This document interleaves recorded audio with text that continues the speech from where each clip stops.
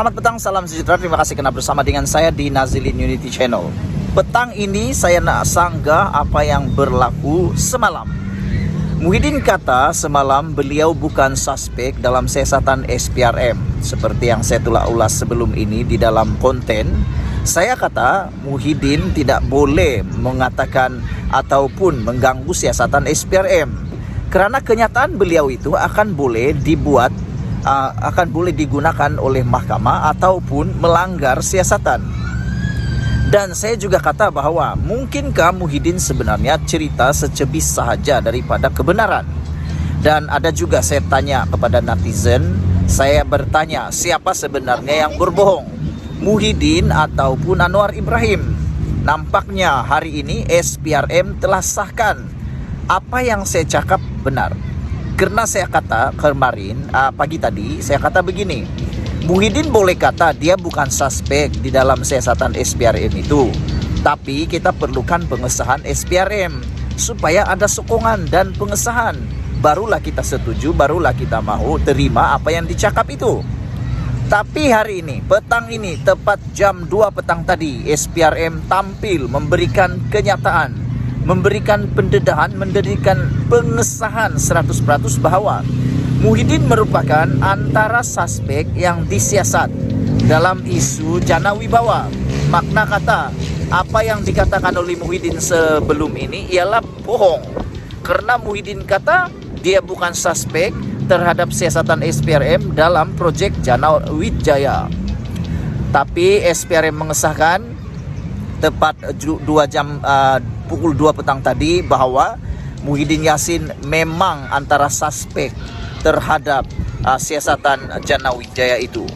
Selain daripada itu, seperti yang saya sudah juga kata semalam dan pagi tadi, saya kata Muhyiddin Yassin tidak sepatutnya mengeluarkan kenyataan apalagi yang berbentuk spekulasi yang mana ianya hanya secebis daripada siasatan, kerana mungkin akan mengganggu. Tapi ramai juga lah yang kata setuju dengan saya. Mereka kata memang patut dan memang sesungguhnya Muhyiddin Yassin tidak boleh mengeluarkan apa-apa kenyataan.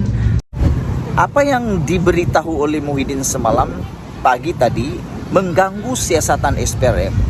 Kerana wakil dari SPRM sendiri telah memberitahu Muhyiddin Yassin tidak sepatutnya mengeluarkan kenyataan yang berbentuk spekulasi. Kerana ianya boleh mengganggu siasatan SPRM. Tapi itulah yang saya kata kemarin, Muhyiddin Yassin sebenarnya mahu menafikan. Bentuk penyataan Muhyiddin Yassin semalam atau pagi ini berbentuk penafian semata-mata, tidak ada pengesahan daripada mana-mana pihak berwajib, termasuklah terutamanya SPRM. Jadi saudara, sebelum Anda ikuti ulasan tambahan di dalam ulasan ini, saya ingin bertanya kepada Anda sekali lagi.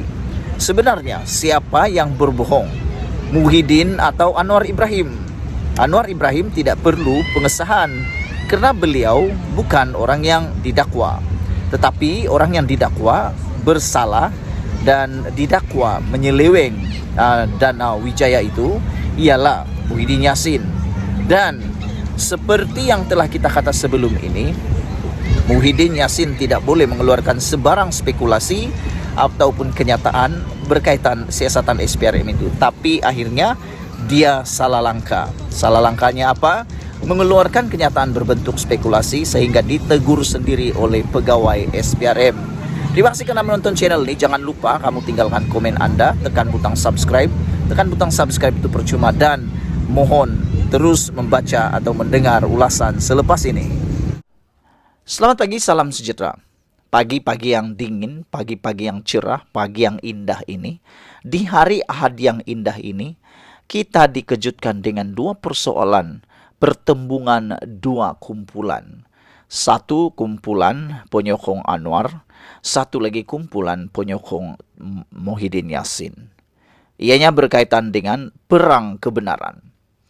Mereka mempersoalkan siapa di pihak yang benar dan siapa di pihak yang tipu.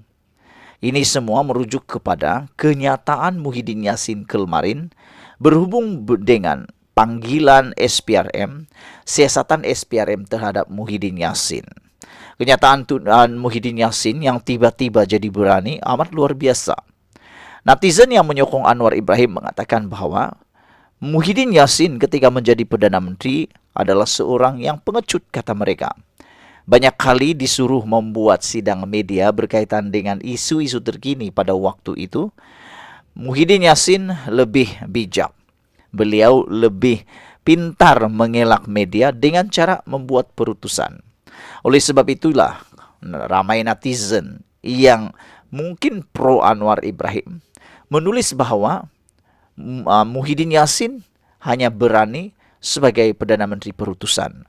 Mereka menggelar Muhyiddin Yassin sebagai Perdana Menteri Perutusan Malaysia.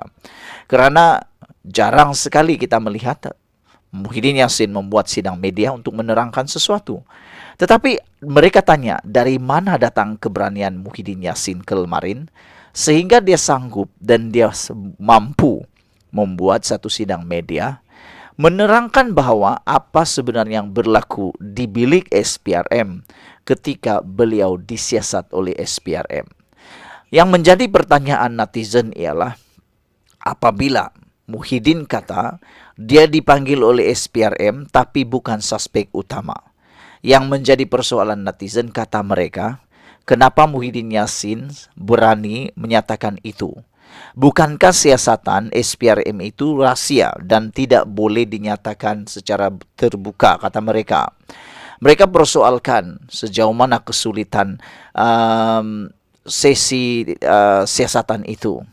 Adakah ini tidak akan mengganggu siasatan terhadap Muhyiddin Yassin? Karena mengikut rekod, kata mereka, sepatutnya mereka tidak boleh memberikan kenyataan. Jadi oleh sebab itu, mula timbul satu persoalan. Apakah yang dinyatakan oleh Muhyiddin itu hanya kata-kata beliau sebenarnya dan tidak ada berlaku dalam bilik siasatan pun? Sebab kalau diberitahu siasatan sebenar, mereka risau. Mungkinkah itu akan mengganggu siasatan, mengganggu maklumat atau merosakkan maklumat? Selain itu, manakala kelompok Muhyiddin Yassin pula, mereka mula gembira. Kata mereka, terbukti Muhyiddin Yassin hanya difitnah dengan isu RM 300 juta sumbangan kontraktor terhadap dana politik yang diterima oleh Parti Bersatu. Mereka kata tindakan membekukan akaun Bersatu adalah tindakan dendam, kata mereka. Ada yang mengatakan bahwa tidak ada bukti, termasuklah Raja Petra turut menulis dalam Twitternya, beliau kata, Anwar Ibrahim sibuk mencari di mana duit 300 juta disimpan oleh Bersatu yang tidak muncul-muncul dan tiada pun, kata beliau. Tetapi netizen di dalam ruangan konten itu, dalam ruangan tweet yang dibuat oleh Raja Petra, menjawab dengan mudah. Mereka kata, apa nak cari lagi? Siapa cakap Anwar Ibrahim cari duit 300 juta tu? Sebenarnya tak dicari pun karena sudah ada dalam akaun itu. Buat apa nak cari lagi, kata mereka. Sudah jumpa pun ada dalam catatan dalam akaun Bersatu itu. Itu sebabnya dibekukan. Kerana sudah dilihat, sudah dinampak dan sudah terbukti ada dalam akaun itu. Itu yang nak disiasat, itu sebab nak dibekukan, kata mereka. Selain itu, netizen juga marah dengan Raja Petra. Kerana tindakan Raja Petra yang menuduh, mereka kata, netizen kata, yang pro Anwar mengatakan Raja Petra ni sebenarnya sudah dalam kategori memfitnah Anwar Ibrahim.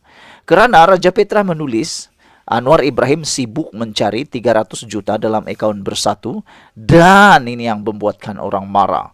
Dan kata Raja Petra, Anwar Ibrahim bercuti di Turki. Tetapi netizen begitu tangkas, cekap dan cepat menolak, menepis tuduhan liar palsu daripada Raja Petra ini. Kerana seperti yang kita tahu, Anwar Ibrahim sebenarnya bukan bercuti pun di Turki. Beliau datang di Turki untuk menghargai semua pasukan penyelamat Malaysia yang ada di Turki. Bahkan Anwar Ibrahim telah pun mencadangkan untuk memberi pingat khas kepada semua yang terlibat di dalam misi penyelamat di Turki itu. Dan selain itu, kalau betul Anwar Ibrahim bercuti di Turki, Kenapa dia perlu berada di Turki selama semalaman sahaja? Tahukah kamu bahwa Anwar Ibrahim hanya berada di Turki tidak sampai 1 malam pun? Beliau dari sini petang sampai di Turki pagi, lepas itu mengurus semua bahagian keamanan ataupun bahagian penyelamat tuh. Besoknya dia balik di Malaysia. Sampai di Malaysia dia direct terus ke parlimen. Sampai semua orang terkejut. Ada yang menuduh, bahkan ada beberapa pemerhati politik. Raja Petra kata dia bercuti, dan ada juga orang cakap Anwar Ibrahim takut ke berada di dalam parlimen selepas dihujani oleh hujah-hujah Muhyiddin Yassin, kata mereka. Rupa-rupanya mereka terpalit sendiri, malu sendiri apabila Anwar Ibrahim besoknya direct dari Turki terus pulang dan terus berada di parlimen. Oleh sebab itu, tindakan mereka coba mempermalukan Anwar Ibrahim yang kata mereka bercuti dan takut untuk berhujah di parlimen. Mereka sendiri terkena. Bukan lagi ludah ke langit, kena muka sendiri. Mengumban tai karena muka sendiri. Kenapa tidak? Anwar Ibrahim yang membuat lawatan rasmi di Turki berkaitan dengan keselamatan ataupun membantu kecemasan itu, sanggup pulang dan ikuti pula sidang parlimen. Lainlah kan geng-geng yang sekali ini, yang geng-geng satu nih, yang begitu banyak kali rekod tidak hadir ke parlimen. Ya, betul. Dalam sidang parlimen atau dalam parlimen ke-14 baru-baru ini, sebelum dibubarkan parlimen, kamu mesti tahu punyalah siapakah ahli parlimen yang paling banyak kali ponteng di parlimen. Anda pasti tahu siapa. Semua kebanyakannya datang daripada Parti Perikatan Nasional. Ketua lagi tuh, bos-bos di Perikatan Nasional lagi tuh, yang banyak kali ponteng tidak hadir ke dalam Dewan Parlimen. Jadi hari ini kita ucapkan tahniah kepada Anwar Ibrahim kerana ketegasan beliau. Persoalan besar ialah siapa yang menipu dan siapa yang difitnah, siapa yang cakap benar. Adakah Muhyiddin atau Anwar Ibrahim? Sekian dulu untuk kali ini. Jangan lupa tinggalkan komen Anda, tekan butang subscribe. Kita jumpa lagi. Bye-bye.